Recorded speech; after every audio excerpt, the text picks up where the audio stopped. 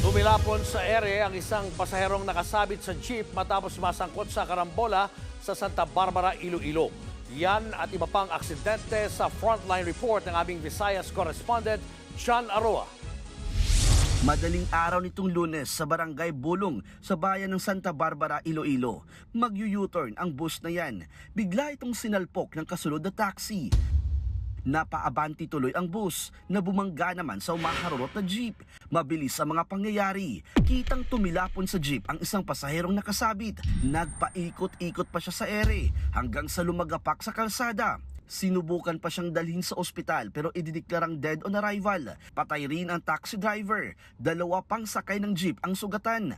Inaalam pa ang dahilan ng disgrasya. Nagtapos naman yan sa areglo. Sa Miglanilla, Cebu naman, sinalpok ng pick-up ang 2 multicab sa National Highway.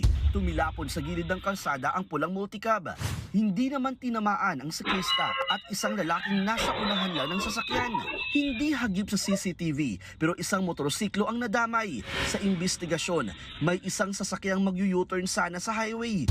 Hindi agad yan napansin ng umaharurot na pick-up at nawalan din daw ng kontrol ang driver. Wala namang nasugatan. Nauwi rin yan sa areglo.